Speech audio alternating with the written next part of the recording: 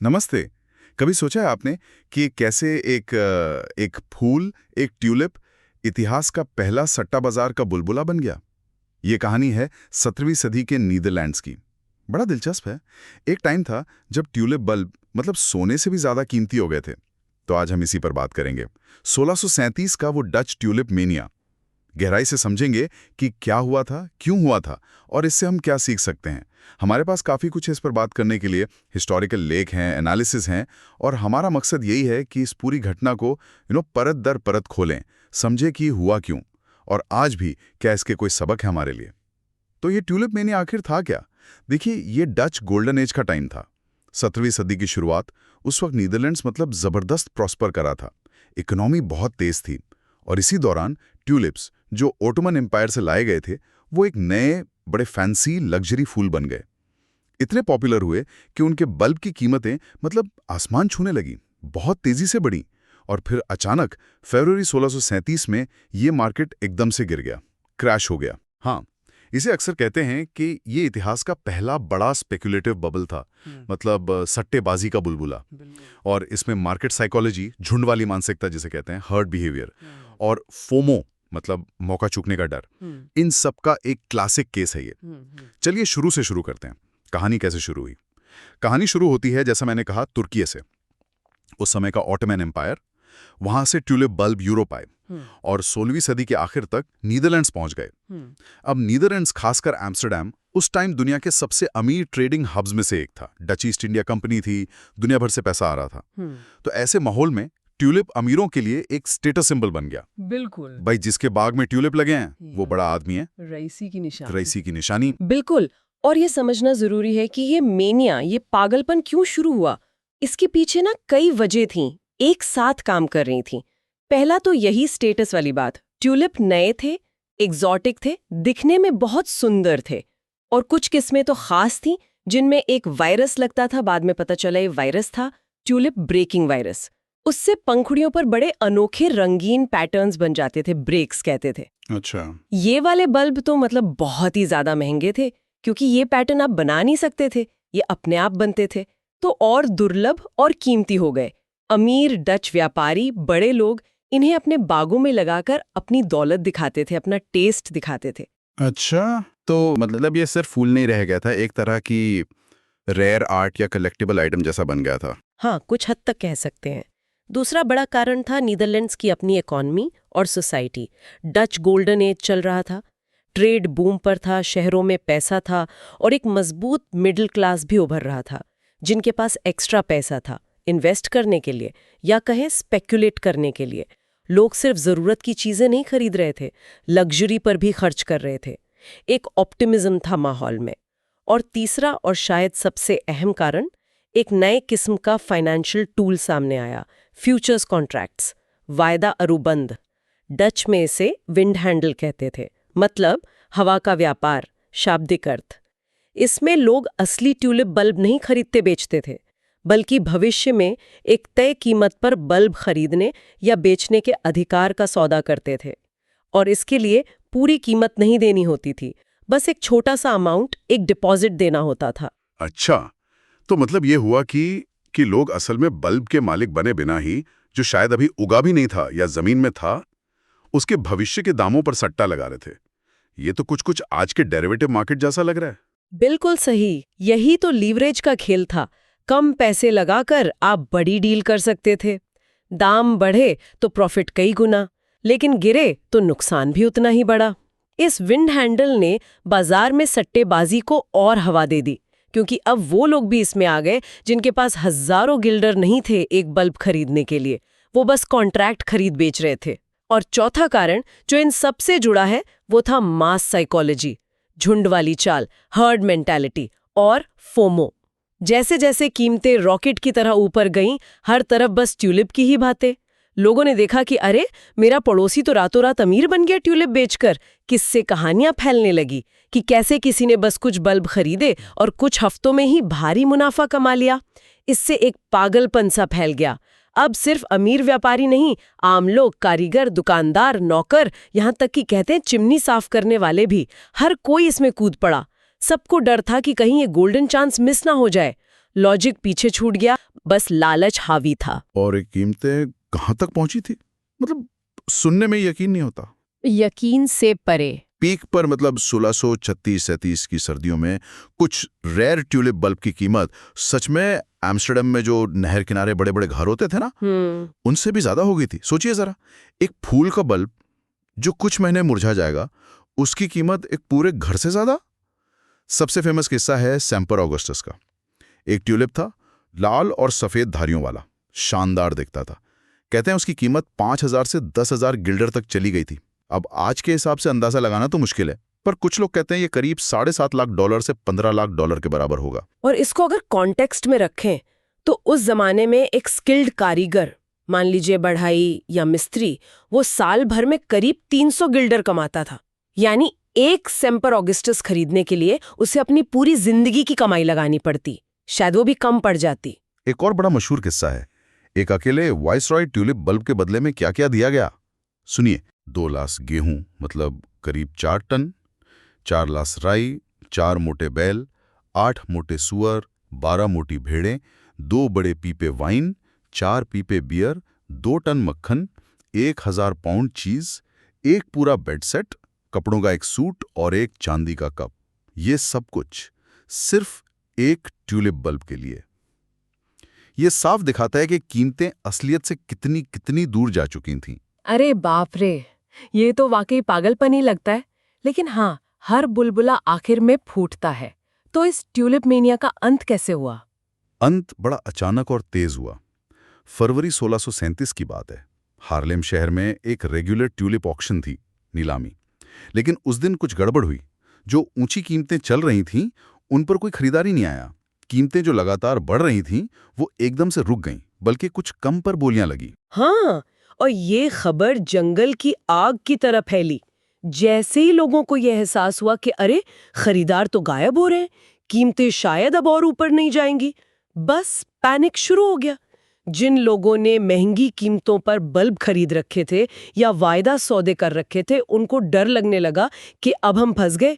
जो फोमो उन्हें बाजार में खींच लाया था, वही अब डर बन गया, कीमतें गिरने का डर।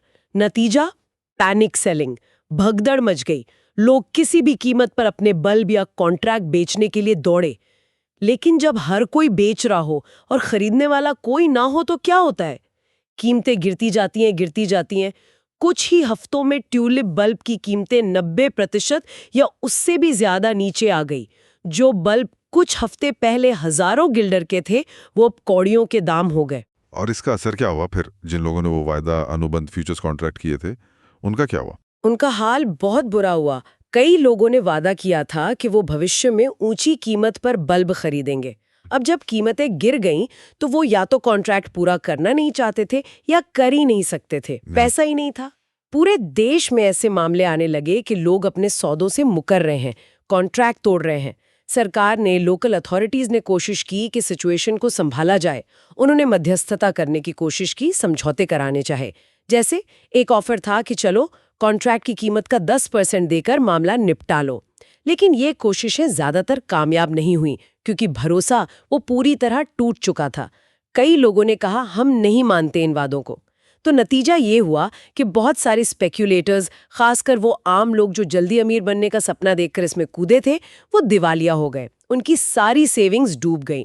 लेकिन हाँ, एक बात ध्यान रखने वाली है, जो आजकल की रिसर्च बताती है कि ये कोई नेशन वाइड इकोनॉमिक तबाही नहीं थी, जैसा कि बाद में कुछ कहानियों में बड़ा चढ़ाकर बताया गया। अच्छा, तो ये जो कहानी हम सुनते हैं कि पूरा डच देश ही कंगाल हो गया था, वो थोड़ी एग्जैजरेटेड है। का असर मेनली एम्स्टर्डम और कुछ और शहरों के ट्रेडिंग सर्कल्स और सट्टेबाजों तक ही सीमित रहा। डच इकोनॉमी इतनी मजबूत और डाइवर्सिफाइड थी कि ट्यूलिप मार्केट के गिरने से वो पटरी से नहीं उतरी। ज्यादातर जो बड़े अमीर व्यापारी थे, जिनके पास पहले से पैसा था, वो इस झटके को झेल गए। तो ये एक लोकल फाइनेंशियल क्राइसिस ज्यादा था, पूरी इकोनॉमी का कोलैप्स नहीं था। तो अगर हम पीछे मुड़कर देखें और सोचें कि ये बबल आखिर फटा क्यों और इससे बड़े सबक क्या मिलते हैं, पहला और सबसे साफ सबक तो स्पेक्यूलेटिव बबल का नेचर ही है। कीमतें जो थीं वो इंट्रिंसिक वैल्यू, मतलब एक फूल के बल्ब की जो असली कीमत होनी चाहिए, उससे पूरी तरह अलग हो चुकी थीं। ये बस इस उम्मीद पर टिकी थी कि कोई ना कोई इसे मुझसे भी ज्यादा कीमत पर खरीद लेगा। जिसे ग्रेटर फूल थ्योरी भी कहते हैं। दूसरा बड़ा सबक है लीवरेज का खतरा। वो जो फ्यूचर्स कॉन्ट्रैक्ट्स थे, उन्होंने लोगों को अपनी औकात से कहीं ज्यादा बड़े दांव लगाने का मौका दे दिया। जब तक दाम बढ़ रहे थे सब अच्छा था, प्रॉफिट मल्टीप्लाई हो रहा था, लेकिन जैसे ही गिरे नुकसान भी उतनी ही तेजी से बढ़ा और कई लोग उसे सह नहीं पाए। लीवरेज ने वॉलेटिलिटी को, उतार चढ़ाव को बहुत ज्यादा एम्प्लीफाई कर दिया। तीसरा सबक है लिक्विडिटी का संकट। जब पैनिक फैला तो खरीदार एकदम से गायब हो गए, मार्केट सूख गया। आप बेचना चाहते हैं पर कोई लेने वाला ही नहीं है, चाहे दाम कितना भी गिरा दो। ये दिखाता है कि किसी भी मार्केट में लिक्विडिटी कितनी जरूरी होती है। और चौथा, कलेक्टिव साइकोलॉजी की ताकत। कैसे लालच और फोमो लोगों को इरैशनल बना सकते हैं, और फिर वही भीड़ जब डर जाती है तो पैनिक में बेचकर मार्केट को और नीचे गिरा देती है। ये दिखाता है कि मार्केट सिर्फ नंबर और लॉजिक से नहीं चलते, इंसानी भावनाएं, इमोशंस, उनका बहुत बड़ा रोल होता है। ये दिलचस्प है कि इसका असर उतना नहीं था जितना माना जाता है। तो फिर ये घटना इतनी फेमस कैसे हो गई? इतनी कहानियां क्यों हैं इसके बारे में? हाँ, इसकी प्रसिद्धि का एक बड़ा क्रेडिट बाद के राइटर्स को जाता है। खासकर 19th सेंचुरी के एक स्कॉटिश जर्नलिस्ट थे, चार्ल्स मैके। उन्होंने 1841 में एक किताब लिखी, extraordinary popular delusions and the madness of crowds, मतलब असाधारण भ्रम और भीड़ का पागलपन। उसमें उन्होंने टुलिप मेनिया का बहुत ही ड्रामेटिक, सनसनीखेज तरीके से वर्णन किया। उन्होंने इसे एक नेशनल डिजास्टर की तरह दिखाया, जिसमें हर कोई शामिल था और डच इकोनॉमी बर्बाद हो गई थी। ये किताब बहुत पॉपुलर हुई और इसने टुलिप मेनिया की एक ऐसी इमेज बना दी जो शायद पूरी तरह सच नहीं थी, लेकिन वो लोगों के दिमाग में बैठ गई। तो ये घटना एक इकोनॉमिक लेसन से ज्यादा एक कल्चरल और साइकोलॉजिकल कहानी बन गई, जो हमें भीड़ के व्यवहार और सट्टेबाजी के खतरों से सावधान करती है। ठीक है, तो अगर हम इस पूरी बातचीत के जो मेन पॉइंट्स हैं उन्हें एक बार समेट लें। पहला, ट्यूलिप मेनिया इतिहास का पहला बड़ा, अच्छी तरह से डॉक्यूमेंटेड स्पेक्युलेटिव बबल था। दूसरा, इसकी कीमतें रेरिटी, नोवेलिटी, सोशल स्टेटस और सबसे ज्यादा बेकाबू सट्टेबाजी से बढ़ी, खासकर फ्यूचर्स कॉन्ट्रैक्ट्स के कारण। तीसरा, ये दिखाता है कि कैसे इंसानी इमोशंस, लालच और डर जब लीवरेज और आसान क्रेडिट के साथ मिल जाते हैं तो मार्केट में जबरदस्त उतार चढ़ाव ला सकते हैं। चौथा, बबल के फटने से लिक्विडिटी रिस्क यानी खरीदारों का गायब हो जाना और पैनिक साइकोलॉजी यानी भगदड़ में बिक्री, इनके खतरे सामने आते हैं। और एक जरूरी बात कि मॉडर्न रिसर्च के हिसाब से ये उतना विनाशकारी नहीं था जितना पॉपुलर मिथकों में बताया जाता है। असर ज्यादातर लोकल था, सट्टेबाजों तक सीमित था, पूरी डच इकोनॉमी पर नहीं। बिल्कुल। और यहाँ सबसे दिलचस्प बात यह है कि हालांकि ये घटना लगभग 400 साल पुरानी है, इसके पैटर्न हमें आज भी देखने को मिलते हैं।